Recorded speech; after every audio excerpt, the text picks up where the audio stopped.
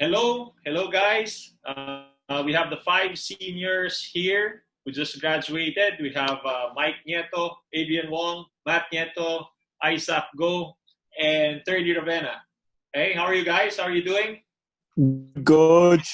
Good, George. Yeah, we're good, Coach. We're good.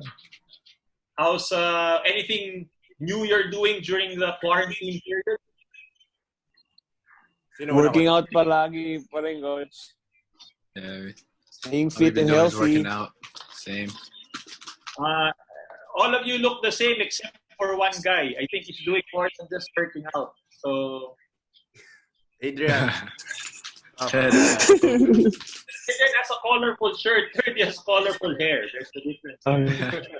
Okay, and again, thank you guys for joining us. And we're going to take a little trip down memory lane for you guys, even though you just graduated. We're going to talk about some of your experiences as a Blue Eagle. Okay? And we've got a couple of questions for you guys. First question I have, what's your most memorable game? Okay? What's your most memorable game as a Blue Eagle? Okay? Matt, want to go first? Okay, Coach. For me, yung season 80 free throws against LaSalle. We were down by 1 point. And then I was able to make both free throws with the full confidence of my teammates and coaches. So, yun yung most memorable ko game and season sa buong basketball career ko. That was to win the championship, no, Matt? Round 1, eliminations against LaSalle. Yeah. So you're talking about 2 crucial free throws that won us 2 games. One's the first round game, and then the other one is our championship game, no? 2 free throws, correct? Yes, Coach. Yung game 3 against LaSalle, yung for the dagger na, yung free throw. Okay, thanks, Matt. Anyone want to share next? Most memorable game? I nominate Isaac Go. Okay, George, just been nominated by Matt. Go ahead, George. I guess my most memorable game would be season 79 semifinals game 2 against FEU. That was the nosebleed game. I think it was just amazing. The crowd, the atmosphere. First real pressure game of my UAP career, and really just the atmosphere after the game, after winning, was incredible. No one expected us to make it to the finals. We finished number 2. We lost to FU game 1. Came back to win game 2 in the do or die semifinals. So that was just an amazing series for me. Amazing first real big game. I think that's why it's memorable. Thanks, George. Who's next, George? Let's go, Adrian. AD. Okay, all right. Probably most other than the championship games, of course. Probably my most memorable game was that season 79 when we beat when we put that one on the L side of LaSalle. Was that season 79 or right? When they were about to go undefeated. Then we it's just 79. Yeah. So like, it was fun, like putting that stain on their record that year. And of course, LaSalle Ateneo games was always a crazy atmosphere. AD, anything in particular personal experience from that game that jumps out for you? How did you do in that game? To be honest, I don't remember. I don't remember it, to be honest, but like I just remember it was a great team win. You know what I'm saying? Like I was just so happy to just beat them. All right, thanks, AD. I go Mike. Okay, ako na. Siguro, Coach Sads, one of the most memorable games sa akin sa buong UAP career ko is yung Game 3 na first championship natin sa start ng three-peat natin. Kasi, syempre, hindi mo makakalimutan yung mga una mong bagay na nakamit sa buhay mo di ba? And yung first championship na yun, syempre, Ateneo LaSalle pa. And personally, ako, parang hindi ko makakalimutan yung nangyari no, kasi parang kahit 6 minutes lang ako, 5 minutes lang ako naglaro nung game na yun. Yung hindi naman sa nagyayabang, pero 'di ba, mas mataas efficiency ko sa mga player na kagaya ni Thirdy Ravena na plus 18 ako dun sa plus minus efficiency, 'di ba? Plus 18 ako doon na kahit sa 6 minutes lang ako naglaro, 5 minutes, o gawin mo ng 4 minutes. Plus 18 pa rin ako doon. Si 30 ba ilan? Diba? Pabawas yung oras mo. Si 30 ata, Coach, negative ata nun Ewan ko ba? 6 tas 5 tas 4 na ngayon. Plus 16 pa, hayo. Di. 4 point. Plus 4. Per minute. Plus 18. Grabe, no? Coach, plus 18 di ba? Baka nga 3 minutes lang ata ako naglaro nun. Hindi ko maalala pero mamaya papanoorin ko yung Game 3. Pero hindi ko makakalimutan yun kasi syempre, first championship, Isaac Go Daggers. Tapos yun yung layup ni Thirdy na si Mbala yung skinuran niya, di ba? Parang doon lumabas yung pagkatao ni Thirdy talaga di ba? Na so hindi ko talaga makakalimutan yun na may mga personal ko na sarili na recognize din na kahit saglit lang ako naglaro, at least man ako sa team. And then syempre, first championship, ang hirap talaga kalimutan ko, na sarap ng feeling at Ateneo LaSalle Game 3 na pinapanood ka ng libu-libong tao. So, yun talaga, Coach, hindi ko makakalimutan yung game. Pinaka-memorable para sa akin yung Coach. Alright, thanks, Mike. Chill ka dyan, Mike,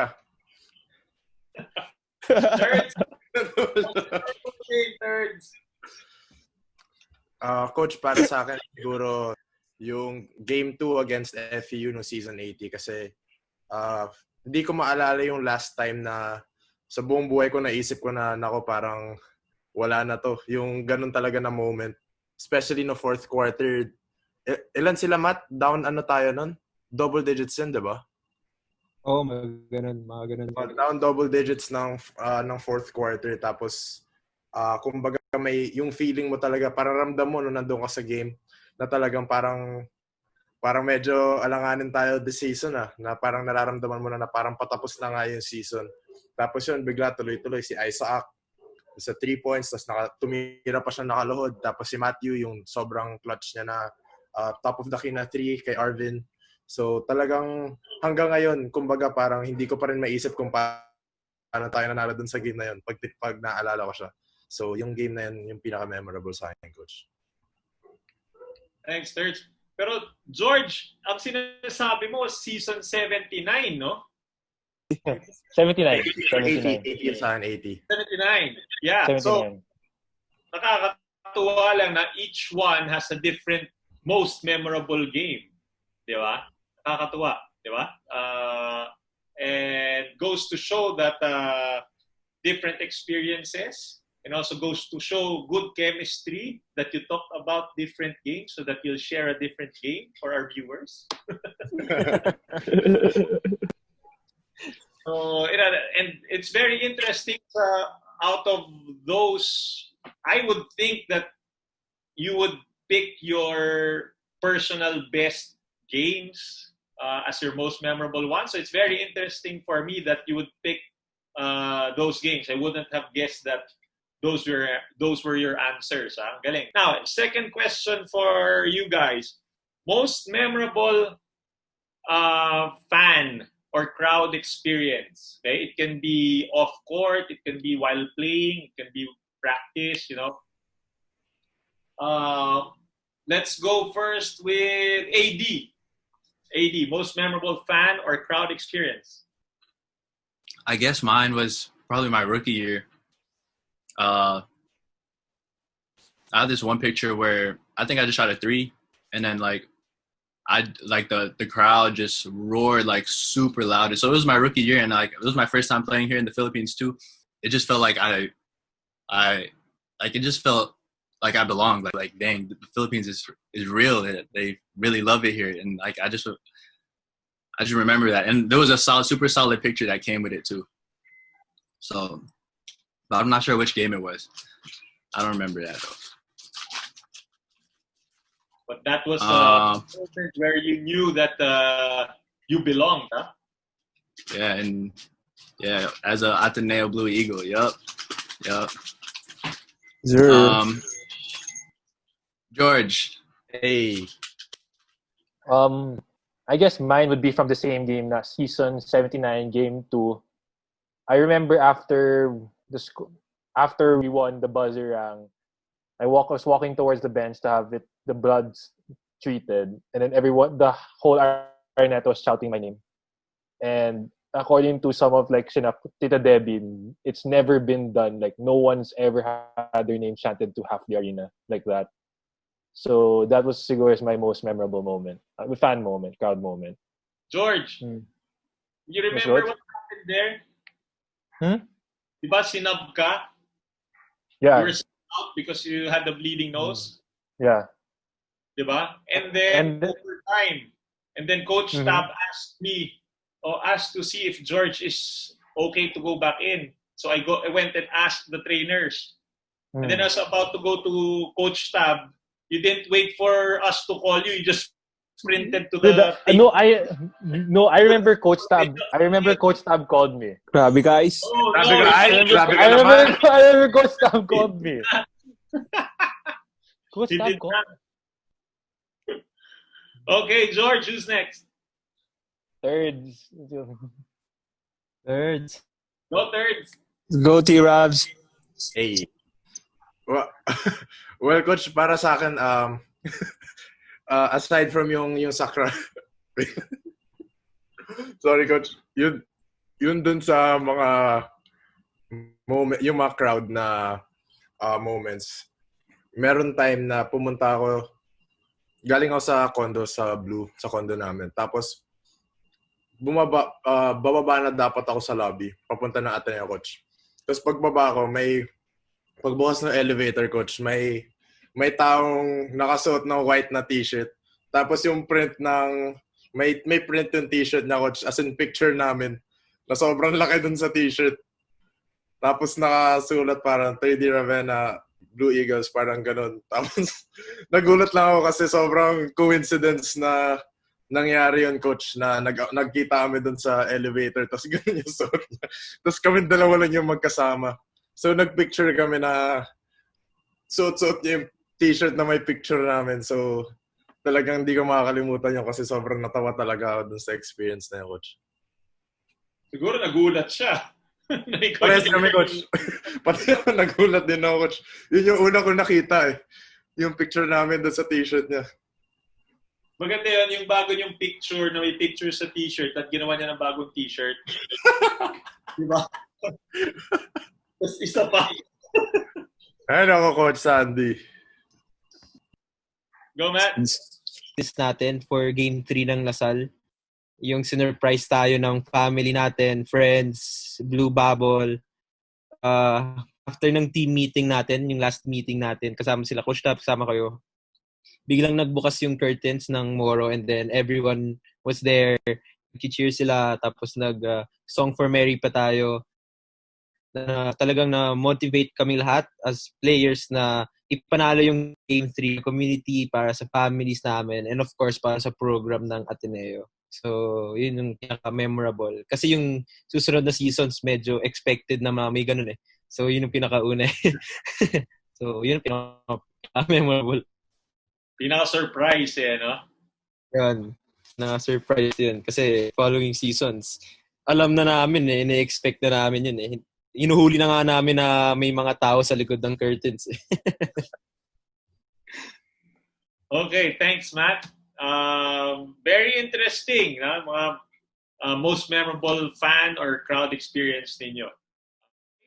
Next question is, who's the most memorable matchup ninyo or toughest opponent that you faced in your UAAP career? Okay? So, I think we should start with Thirdy. Who's eating? Practice lang Para sa akin, actually different siya, coach, kasi teammate ko yung pinaka mahirap na matchup. And it's Ange. Kasi si Ange talaga yung every practice talaga, kumbaga, unspoken siya na kami lagi dapat yung matchup, kami lagi dapat yung mag-go at it kahit anong drill yun, kahit center si Ange. Kasi si Ange, masaya siya kalaban kasi hindi rin siya, kumbaga, 100% din siya all the time. So, and he's someone who's really willing to take on any challenge that's given to him. That's why for me, he's the toughest matchup. Sorry. Ange? No, si Ange. Narinig nga ata, coach. Pero yan, coach, si Ange para sa akin. Oh, very interesting answer, Third. It's very interesting. Right? Who's next, Thirdy? Adrian naman, Adrian. Okay, AD. Toughest opponent or toughest matchup? Probably toughest matchup for me was again in my rookie year against FEU. One of their guards were giving me a lot of problems that year, and specifically it was Mike Talomia. I remember one time, like I thought I was D'ing him up, and then he was about to go for a handoff, but he done faked that and it went baseline. I was like, oh man, like he always had a counter for me all the time. But that's when I was a rookie, and he was a senior at that time already. But yeah, that was probably one of my toughest matchups. He was always so crafty with it too. Scored in a lot of ways, right? Yeah. Any way he wants. Who's next? Matt. Okay, Matt. Toughest matchup? Ourselves. Joke lang. Joke lang. Siguro yung season 79 team ng Lasal, coach. Because sila Ben, si Perkins, si Jeron, naalala ko yung summer league natin. Tirambakan tayo sa end run ng ilang points. Tapos, the next day, pinag-weights kami ni Coach Tab ng 6 a.m. Dahil hindi nga daw kami malakas, hindi kami nasa level ng Lasal. So yun yung pinaka-toughest kasi doon kami talagang nagtrabaho ng mabuti kasi gusto namin mapantayan natin yung Lasal at hindi na maulit yung tambak sa atin nung Summer League. So, actually, yun yung grudge na hindi natin sila natalo pero malaki yung natutunan natin na carry on natin kaya tayo nag-3-peat. Thanks, Matt. Big Mike. Siguro, coach, toughest matchup. Siguro hindi ko masasabing toughest matchup pero kagagayahin ko na lang, coach, si Thirdy. Pili na lang ako, coach, sa team natin. Siguro, coach, hindi lang isang tao eh. Siguro, coach, ang toughest matchup yung starting five na unit. Kasi syempre, coach, ang kinasikatan nga nung team natin, di ba, next man up, na hindi lang tayo na-base dun sa first 5, dun sa may mga pinakamaraming minutes na naglalaro sa court. Kailangan lahat ready.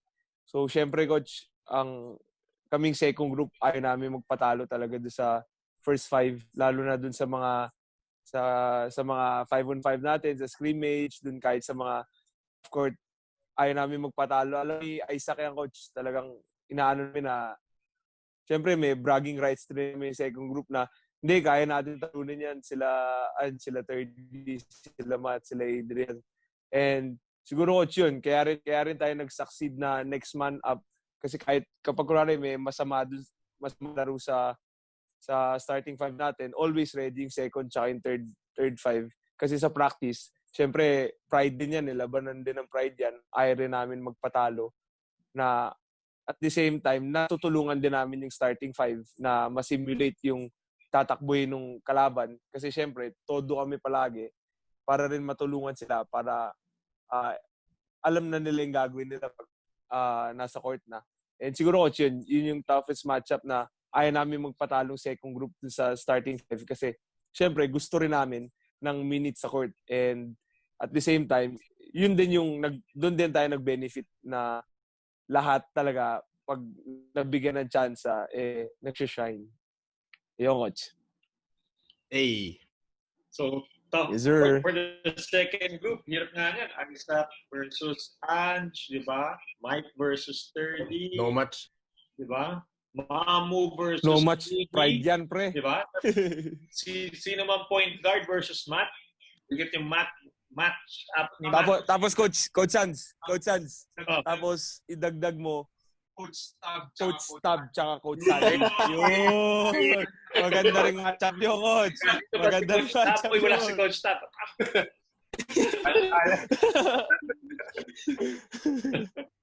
Okay, Coach. Birthday. Sino ba? Si birthday boy. Birthday boy. Birthday boy. Siguro toughest matchup would be Ben Mbala. I think he's probably the most dominating import I've played against. I would have said Ange, but Ange is on the same team. Then Thirdy said Ange already. So you never saw a guy who commanded so much attention like Ben on or off the ball. You know that it's hard for a guy to stop a guy if you say that him shooting a 3, you already win. It's very difficult to say that. He could pass, very dominant, athletic, strong. And he got away with a lot of calls. So there's not really much to say that negative about Ben. So I think he's probably the most memorable matchup.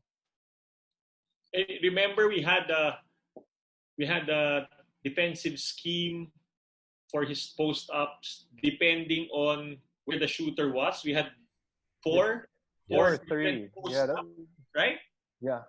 Black, it white, was all shorts. based on based on where the shooters were. That's the toughest defensive double teaming scheme I've ever seen.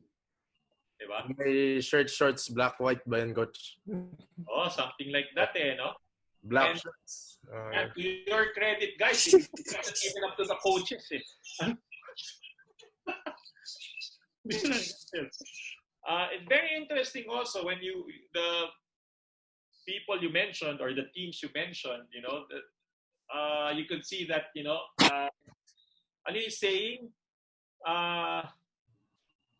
Metal sharpens iron ba? Ano Iron. O iron sharpens metal? Or the sharpener sharpens the pencil? Iron sharpens iron ata yan. Yeah, no? Iron sharpens iron. Third yan pressure builds diamonds naman yun. Third. Pressure builds the metal? But it's very interesting all your answers. I think the way you approach opponents or matchups is the way that you should approach them. Try to become better instead of backing down. And our toughest opponents really helped us to become better, diba? So we have a lot to thank them for, diba? Very, very interesting, especially Thirdy answering Ange. That's true. So, and Mike. So our toughest opponents actually, than ourselves, diba? Because we face each other in practice the whole time. That's a very interesting answer. When you were a freshman, who was the one who you looked up to, or who was the one who helped you out or became your mentor during your early days as a Blue Eagle? Start off with Mike. Siguro coach yung first year college, naging mentor ko talaga coach si Von Pesumal. As in, actually, mag-agree rin si Matt sa akin na ang dami niyang tinulong sa amin na mag-adjust from high school to college. And at the same time, kuyang-kuya talaga si Von, as in, sobrang maalaga siya lalo na doon sa mga rookies. Kaya yung mga rookies natin ngayon, kung ano yung ginawa sa amin ni Von dati, yun din ang ginawa namin nila Matt, nila Thirdy na talagang inalagaan namin na hindi porket bago ka naiiba ka sa amin. And winelcome talaga kami ni Von. Actually, kapag kunwari may mga team meetings tayo sa ibang places, kagaya sa Meralco, doon kami palaging sumasabay kay Von. Kasi naging malapit na kami na hindi porket mas matanda siya sa amin, nalalayo na siya sa amin. So, yung coach, yun talagang ang naging mentor ko personally. Actually, roommate pa kami, hindi ko makakalimutan sa Taiwan nung nagpunta yung team. And then, ang dami niyang tinuro sa akin, hindi lang sa basketball, pati kung anong sa buhay, kung anong gagawin. So, yung coach, si Von Pesumal. Hey. Is there... Ikaw na next, Thirds. Para sa akin, baka magulat kayo sa isasagot ko, pero si Manong talaga yung tumulong sa akin. Si Manong, ever since naman, kasi bata pa lang ako, tinuturuan niya na ako kung paano maglaro at a certain level, simula grade school, tapos high school, hanggang college, kung paano ako mag-adjust. And yun, basically, pagkapasok na lang sa team, ganun pa rin yung ginawa niya, hindi naman nagbago. So, si Manong. Go Isaac, birthday boy. Last name first, Go Isaac. Siguro for me, it would have been my two seniors during my rookie year, si Chris Newsom and Nico Elorde. So, up to now, I can still contact them, ask them for anything. They brought a lot of realities that a lot of people don't go through. Like, New failed 1 year. And Nico had to work his way up from a tryout. So, having those two guys show that it takes hard work. You can't take anything for granted, and they wouldn't hold anything back. If you played bad, they'll tell you. If you played good, they'll tell you. And it's just an encouraging mindset that they both sacrifice to try and win a championship. If you look at their UAP numbers, I remember that final year, New was shooting maybe 40-50% from the 3-point line, if I'm not mistaken. And he was really efficient, but he sacrificed his numbers to say, okay, if coach believes this is the way for the team to win, I'll do it. I want to win a championship. And same with Nico. And you can see now that both are having successful careers in the PBA. So it's really showing that these two guys who sacrifice so much and that it's returned to them in the future. Thanks, George. Si Chris talaga is very accommodating to new guys. Si New, diba? No new news there. Go, Sandy! Sorry. Late na antok na ako. George, who's next? Let's go, Matt. They actually coach si Kiefer, si Manong. Kasi alam naman natin nung rookie year, ako yung third string na point guard sa team. And he made sure na when yung time ko maging starter, lumabas yun ng third game against NU. Ako stinart ni Coach Bo. And with the help of Kiefer, naging ready ako mentally and physically. And mentally, yung confidence ko sa sarili ko, binigay niya rin sa akin yun. Kasi bago pa ako mag-start, sinasabi niya sa akin, hintayin mo lang yan, darating na rin yung moment mo na maging starter ka. At pag dumating na yun, huwag mo na pakawalan. So, malaking tulong yung ginawa sa akin ni Manong. Thanks, Matt. At least hindi si Von sinabi mo, ginaya mo na lang si Thirdy. AD! Bawa si Von.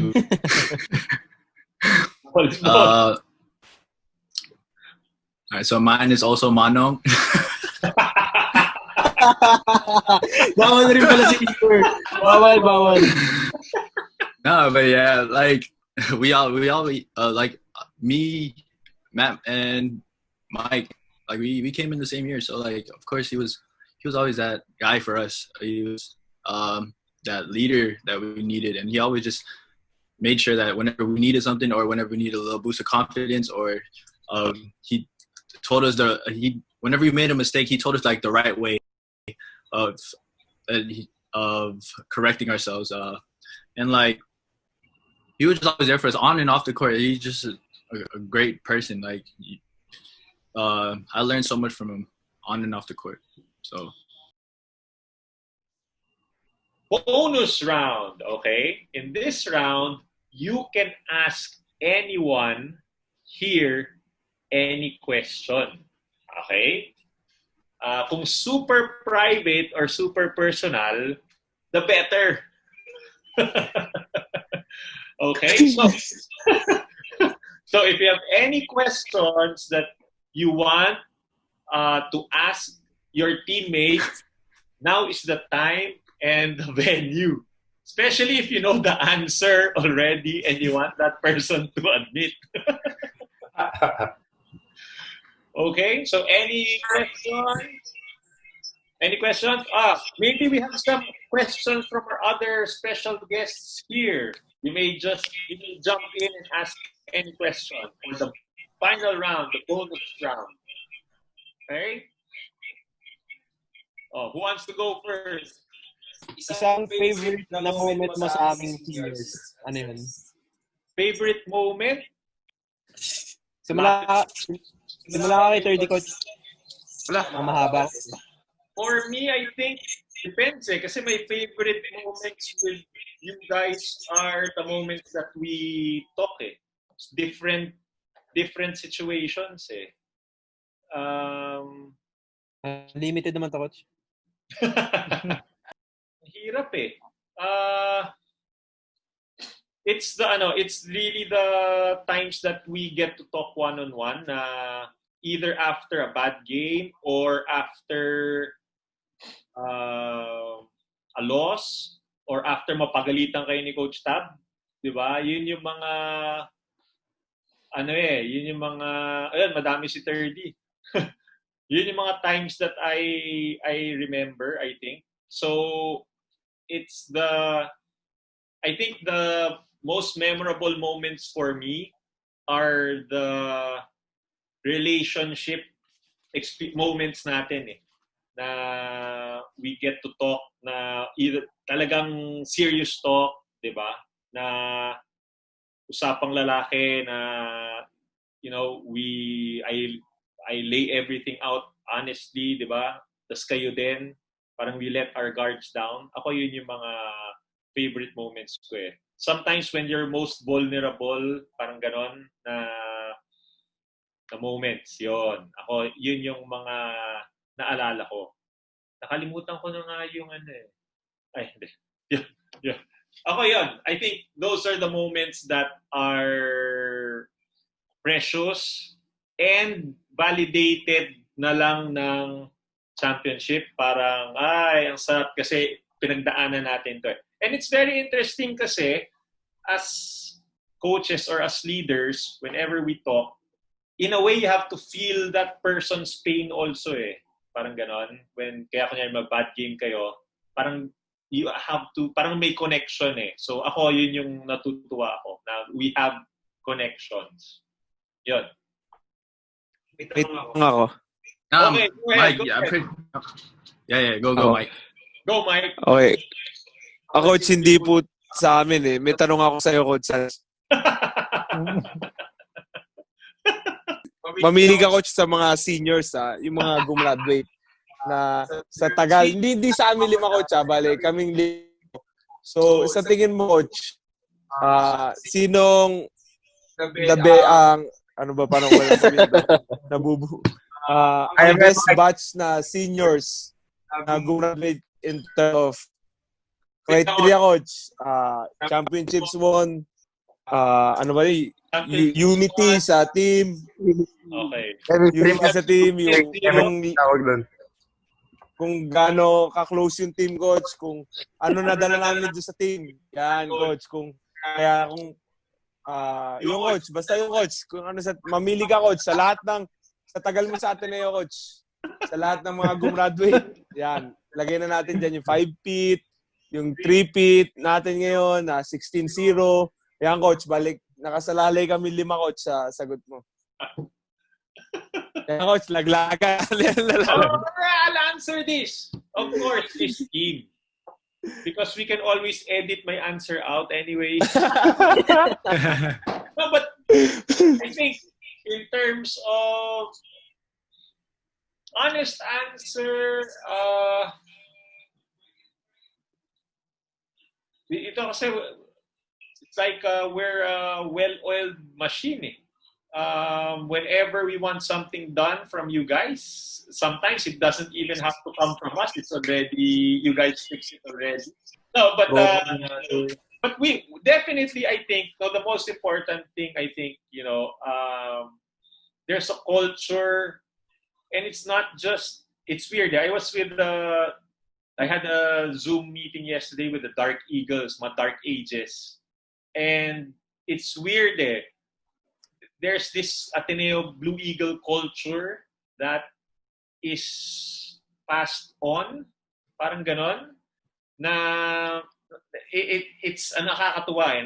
You could see it's being passed on, and I think throughout the years, nag-evolve pa, we're becoming better and better.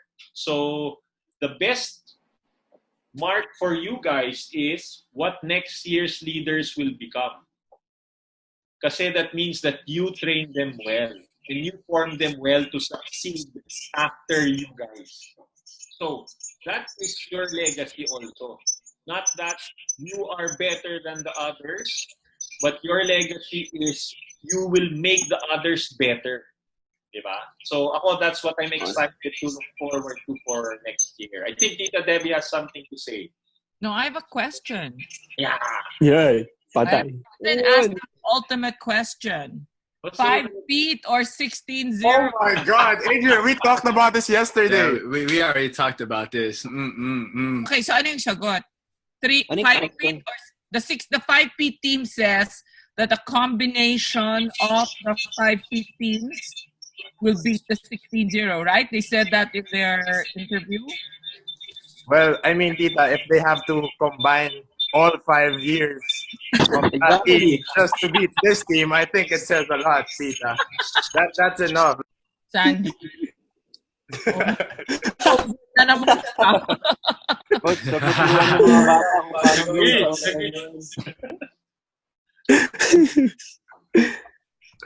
Chance, salita ka naman na ako, Chance. Ay, hindi lang isa.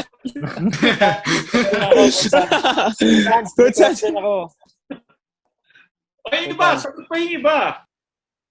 God, sa totoo lang, gusto ko lang sabihin, kaya talaga namin yung 5 feet na team. Kasi, hindi ko gets kung ba't sinasabi ng tao na tatalunin kami ng 5 feet na team. Pero, wala. As in, kaya na. All-star 5 feet team. Kahit all-star 5 feet team, Tita. Okay. No doubt. Ano score? Ano score? Mike. Ano situation? Mike, ikaw naman, Mike. Tapos na ako. Na-defend ko na yung team natin. Hindi, lang, humble lang tayo. Di ba? I mean, pag gusto nila ng lalaro na lang tayo. Pero, di ba, action speaks louder than words. Naman. So, di ba? So, no comment on that regarding that. base na lang natin yung sagot kay Thirdy tsaka kay Matt. Yung sagot nilang dalawa. Sige, na lang yung ako ng tita. George, na-simulate mo ba yan sa computer, yung algorithm? Hindi ko. I haven't given it a thought. Or will be something like 70, 64, something like that. So Sino those, pa tita? Tayo, tita. 76 for Ateneo. those scoring game favors who? Ateneo. 16-0. Well, 16-0 is something that has to be duplicated first, di ba? If no one can duplicate that, you're, di ba? A lot of people don't know how hard it is to win a championship, and a lot of people don't know how hard it is to go 16-0. It wasn't easy like other people thought, and credit goes to you guys, di ba? You made it happen. Okay, thank you very much, everyone. I think we'll be wrapping up here. So thank you very much, everybody who tuned in behind the blue tube, and see you guys for more exclusive interviews. Thank you, everybody. Thank you.